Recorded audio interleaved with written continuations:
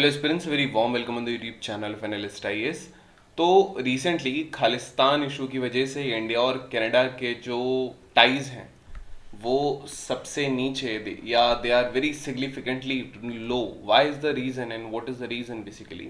सो इसमें हुआ है कि जो जस्टिन ट्रूडो हैं, who is the PM of the Canada, इन्होंने इंडियन स्टेट पे एलिगेशंस लगाए हैं कि रिसेंट एक किलिंग हुई थी हरदीप सिंह नज्जर की। हरदीप सिंह नज्जर की जो किलिंग हुई थी वो गुरुद्वारा के आसपास हुई थी।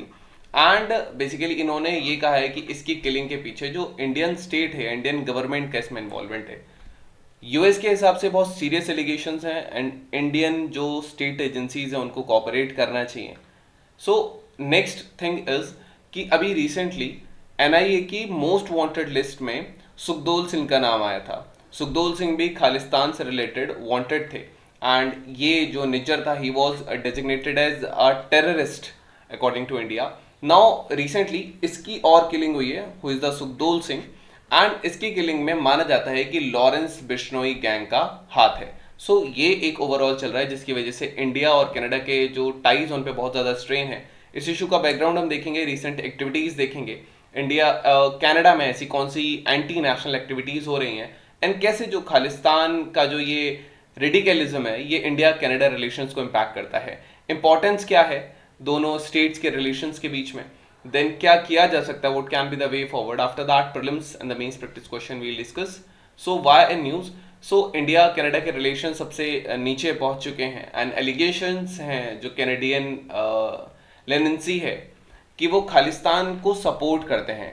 और मोर ओवर ये इंडिया का क्लेम है कि जो कनाडा है वो शेल्टर देता है खालिस्तान को, एंड इंडिया का जो इन्वॉल्वमेंट है रिसेंट किलिंग में वो कनाडा कह रहा है। So this is the case. ये इशू बेसिकली एक रिसेंट इशू नहीं है लेकिन एक लॉन्ग स्टैंडिंग टेंशन है लगभग मिड 20th सेंचुरी से। और ये जो मॉडर्न डिस्कॉर्ड है बेसिकली जो नरेंद्र मोदी और Canadian prime minister Justin Trudeau के बीच में हुआ है, सो ये इन हिस्टोरियन स्ट्रेन्स को और ज़्यादा बढ़ाते हैं। नाउ बैकग्राउंड क्या है, इंडिया का जो पंजाब स्टेटस में लगभग 58% जो है सिख और 39% हिंदू रहते हैं। अब ये जब खालिस्तानी सेपरेटिस्ट मूवमेंट आया था अराउंड 1980s एंड 1990s के अराउंड, जिसमें थाउजेंड्स ऑफ लोग people were killed, then Operation Blue Star भी इसमें होता है जिसमें गुरुद्वारा के अंदर इंदिरा गांधी ने टैंक वगैरह इसमें बहुत सारी चीज़ें पहुंची थी एंड काफ़ी क्षति भी हुई थी। लेकिन जो आज की उसके बाद ये मूवमेंट इंडिया में शांत हो गया ऑपरेशन ब्लू स्टार के बाद। देन बस किलिंग हुई थी इंदिरा गांधी की उनके खुद के बॉडीगार्ड्स के द्वारा who were sick.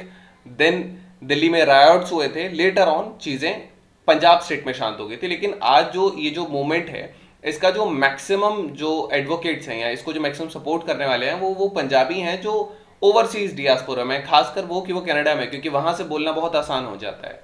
Now recently Hardeep Singh Nijjar की डेथ हुई थी outside a Sikh temple in the Columbia and Nijjar basically independent Sikh nation चाहते थे जिसको खालिस्तान कहा जाता है। ये खालिस्तान है जो कि पंजाब से कार्व आउट होकर निकलेगा। ये इतना रीजन जो दिल्ली वाला रीजन भी है वो भी इसमें कार्व आउट होकर ये लोग चाहते हैं। ऑलरेडी आप देख सकते हैं इस मैप के थ्रू कि ऑलरेडी इंडिया जो पहले यहाँ से लेके यहाँ तक ये ओवरऑल इंडिया ही था, इसके ऑलरेडी काफ़ी टुकड़े हो चुके हैं, तो और ज़्यादा नहीं हो सकते। अब इंडियन अथॉरिटीज के हिसाब से टेररिस्ट था जुलाई 2020 में, एंड हरदीप सिंह निज्जर जो चीफ था वो खालिस्तानी टाइगर फोर्स का चीफ था।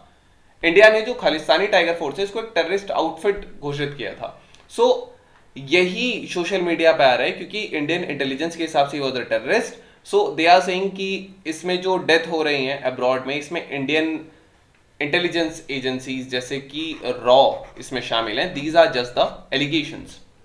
Now recent anti India activities की अगर हम बात करेंगे जो कनाडा में हुई हैं, तो ऑपरेशन ब्लू स्टार एनिवर्सरी की परेड हुई थी जून 2023 में। इसमें प्राइम मिनिस्टर इंदिरा गांधी का एक ब्लड स्टेन फिगर लगाया था और इसमें बेसिकली दरबार साहिब पर जो अटैक हुआ था इसके रिवेंज की बात की गई थी और इसको उन्होंने सेलिब्रेट किया था एक तरीके से।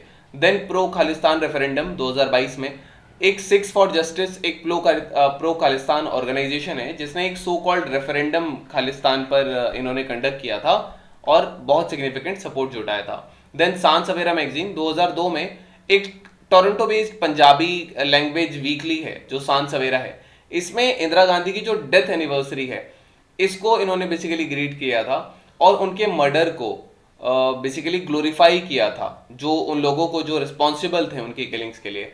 मैगजीन को गवर्नमेंट एडवर्टीजमेंट्स मिले। मोर ओवर अभी ये प्रोमिनेंट एक डेली न्यूज़पेपर है कनाडा में। 2023 में भी जो रिसेंटली G20 समिट हुआ था, इसमें इंडिया के अंदर पीएम मोदी ने स्ट्रॉन्ग कंसर्न्स किए थे कि जो एक कंटिन्यूइंग एंटी इंडिया एक्टिविटीज हैं एक्सट्रीम एलिमेंट्स की कनाडा में जो हो रही हैं, ये नहीं होनी चाहिए। तो ये एक तरीके से यहाँ से बात हुई थी। देन कैसे जो ये है, ये जो खालिस्तान मूवमेंट है, ये इंडिया कनाडा रिलेशंस को इम्पैक्ट करेगा। सबसे पहले डिप्लोमेटिक रिलेशंस जो हैं ये ऑल टाइम लो आ जाएंगे। ओवरऑल रिलेशनशिप जो है वो बिगड़ जाएगा। ट्रस्ट, कॉन्फिडेंस इरोड हो सकता है। फर्दर कोलैबोरेट करने में डिफिकल्टी हो सकती है इंटरनेशनल इश्यूज पर। नाउ सिक्योरिटी कंसर्न्स की बात करेंगे तो दोनों कंट्रीज ने कंसर्न्स एक्सप्रेस किए हैं। पहला कहता है कि प्रेजेंस है खालिस्तानी एक्सट्रीमिस्ट का जो कनाडा में है। सेकंड, कनाडा ये कहता है कि जो ये जो किलिंग्स जो हो रही हैं अब्रॉड, उसमें इंडियन स्टेट एजेंसी है जो कि सिक्योरिटी मेजर्स को बहुत ज़्यादा और इंटेलिजेंस शेयरिंग को बहुत ज़्यादा हाइटन कर देता है इस टाइम पर। एजाइलम क्लेम है। एजाइलम क्लेम है इंडियन नेशनल्स का कनाडा में कि जो कनाडा है वो उनको एजाइलम देता है जो इंडियन नेशनल्स हैं खालिस्तान के सपोर्टेड, या उनको सपोर्ट देता है। ये और ज़्यादा कॉम्प्लेक्स माइग्रेशन चैलेंज लेके आएगा, खास करके कैनेडियन अथॉरिटीज़ के थ्रू। इंडिया ने ऑलरेडी जो कनाडा ट्रेवल कर रहे हैं उनके लिए रेगुलेशंस या उनके लिए उन्होंने पहले ही एक रिलीज कर दिया है कि वो अपने रिस्क पर जाएं, and there are many things and all. Potential travel and people to people impact is also there. Now ये जो टेंशन इंक्रीट हो रही हैं, ये हो सकता है लेस अपीलिंग बनाए लोगों को एक दूसरे की कंट्रीज में जाने से। मोर ओवर इमिग्रेशन पॉलिसीज जो हैं, कनाडा जो है वो अपनी इमिग्रेशन पॉलिसीज को और ज़्यादा टाइट कर सकता है, रिव्यू कर सकता है, स्पेशली उन लोगों के लिए जो खालिस्तानी सेपरेटिज्म को सपोर्ट करते हैं, क्योंकि इंडिया का ऐसा कंसर्न है कि वो कनाडा जो है वो इन एलिमेंट्स को शेल्टर करता है। Now what is the significance of the relations of the both countries? सबसे पहला, इंडो पैसिफिक रीजन में जो कनाडा की जो इंडो पैसिफिक स्ट्रैटेजी है उसके हिसाब से जो भारत है वो इंपॉर्टेंट पार्टनर है।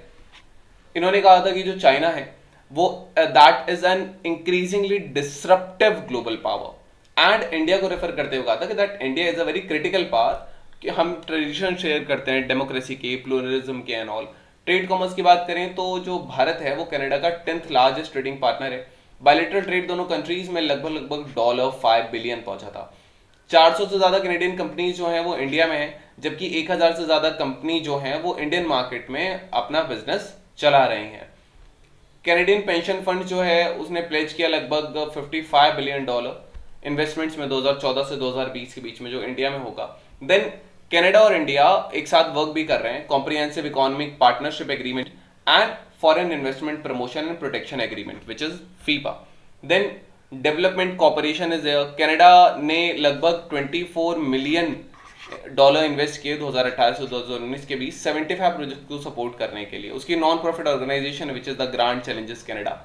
एनर्जी सेक्टर की बात करेंगे तो दोनों देशों में न्यूक्लियर कॉर्पोरेशन एग्रीमेंट साइन हुआ था 2010 में, जहां पे एक जॉइंट कमेटी बनी थी सिविल न्यूक्लियर कॉर्पोरेशन पे। यूरेनियम सप्लाई की डील भी पीएम मोदी की जो विजिट 2015 में थी उसके बाद ये साइन हुई थी।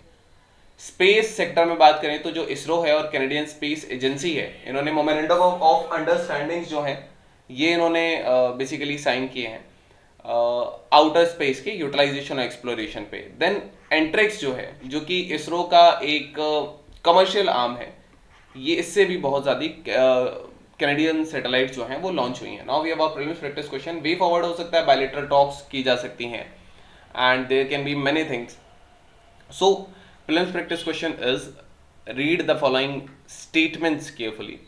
Union Cabinet banned the US-based pro-Khalistan Group 6 for Justice for alleged anti-India activities. It propelled the Sikh referendum 2022 as part of its separatist agenda. SFJ openly supported the cause of Khalistan, a Sikh separatist movement. Which of the above statements are correct? One and two, 1 and 3, or all of the above. You can pause the video, you can try the answer here because I'll be giving you the answer right now. So basically the correct answer to this is C, which is 1 and 3 both. Now we have our mains practice question. So several efforts in the recent years to reset India-Canada relations are a ground over the Canadian side's persistence stance that the activities of the pro-Khalistan elements are covered by the freedom of expression guaranteed by the Canadian citizens. What are the political motivations behind this issue? Because obviously there are political motivations. Then, do you think good relations with India can be maintained while allowing anti-India separatist movement on their soil? Suggests a suitable way forward. So this was all about today's video and session. I hope you understood it well. Thank you. Have a nice day and stay tuned with Analyst IAS for your better preparation.